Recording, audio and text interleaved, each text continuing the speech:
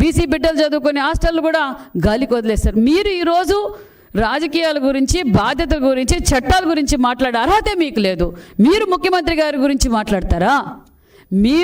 మేము పులివెందుల్లో రివ్యూ పెడితే, మేము కడపలో రివ్యూ మీటింగ్ పెడితే, డిస్టిక్ రివ్యూ మీటింగ్ పెడితే కడపకు రారు. మరి అసెంబ్లీ సాక్షిగా అసెంబ్లీకి రండి, అసెంబ్లీలో చర్చిస్తాం. మేము 5 ఏళ్ళు అసెంబ్లీలో చర్చించలేదా? మేము గ్యారంటీ ఇస్తున్నాం. మా ముఖ్యమంత్రి గారు మాకు పద్ధతి నేర్పారు. కక్ష సాధింపు చర్యలు మమ్మల్ని మేము చెయ్యము. మేము అసెంబ్లీలో మీరన్నా మా నాయకులకు మైకి ఇవ్వకుండా అసభ్యకరంగా ప్రవర్తించారు. మేము అష్యూరెన్స్ గతంలో ఎలా అసెంబ్లీ నడిపామో కుటుంబ సభ్యులతో అసెంబ్లీ చూడవచ్చు. మీరు అసెంబ్లీకి రండి, చర్చిద్దాం. మీరు 5 ఏళ్ళుగా ఏం చేశారు, ఇప్పుడేం మేము చేస్తున్నాం, మీ అప్పులు ఏ విధంగా మేము కడుతున్నాం, మరి ఏంటనేది అసెంబ్లీకి వచ్చి చర్చించండి. దమ్ము ధైర్యం ఉంటే మీరు అసెంబ్లీలోకి వచ్చి చర్చిస్తే మీరు మరి మీ పార్టీ ఉన్నట్టా లేనట్టో, మీరు పులివెందుల ఎమ్మెల్యేనో కాదో ఆ పులివెందుల ప్రజలకన్నా అర్థమయ్యేలా చెప్పండి సార్. ఏం మాట్లాడుతున్నారు మీరు? మేము చెప్పేది ఒకటే, మీకు మైక్ ఇస్తాం, మీరు మా మైకులు కట్ చేశారు, మమ్మల్ని అసభ్యకరంగా మాట్లాడారు, మా ముఖ్యమంత్రి గారిని అసెంబ్లీ అసభ్యకరంగా మాట్లాడారు. అంతేకాకుండా మా భువనమ్మ గారిని, మహిళను కూడా చూడకుండా అసభ్యకరంగా మీరు మాట్లాడారు. మీరు ఎలాగంటే మహిళలంటే మీకు గౌరవం లేదు. ఎందుకంటే సొంత తల్లిని చెల్లిని, ఇంకొక చెల్లిని, బాబాయ్ కూతురు ఇంకో సునీతమ్మని అందరినీ రోడ్డుకి ఎక్కించి మీరు ఏ విధంగా అసభ్యకరమైన పోస్టులు పెట్టించారంటే, మీకు సొంత తల్లి చెల్లి మీదే మీకు గౌరవం లేనప్పుడు మీకు మహిళలంటే గౌరవం లేదన్న విషయం తెలుసు.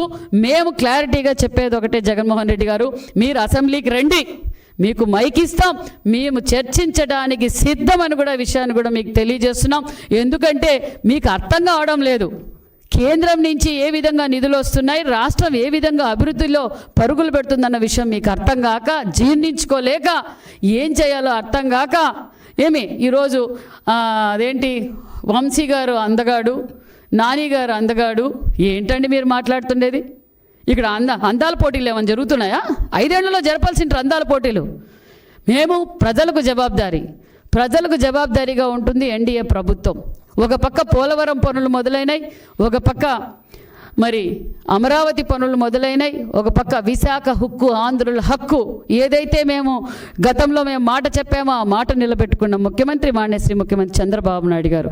ఒక పక్క రైల్వే జోన్, ఏ గ్రామాల్లో చూసినా ఒక పక్క పొలం పిలిచింది, ఒక పక్క పొలం పండగ, ఒక పక్క పల్లె పండగ, ఒక పక్క ఉచిత ఇసుక ఇచ్చాం, అన్నా క్యాంటీన్లు ఇచ్చాం, మెగా డిఎస్సి. ఆ రోజు జగన్మోహన్ రెడ్డి గారు ఏం చెప్పారు?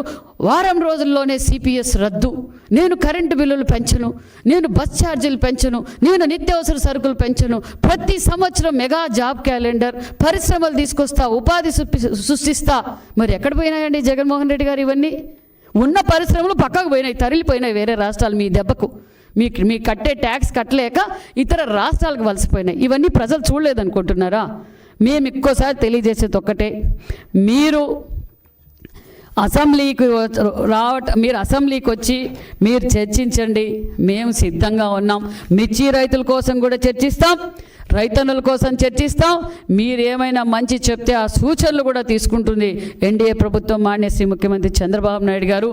కాబట్టి మీరు అసెంబ్లీకి రావాలి. మీరు నిజంగా ప్రజల కోసమే పోరాటం చేస్తుంటే మీరు అసెంబ్లీలో కూర్చొని చర్చించండి. అప్పుడు మీరు పులివెందుల ఎమ్మెల్యేని ఒప్పుకుంటామనే విషయాన్ని కూడా మీకు తెలియజేస్తున్నాం.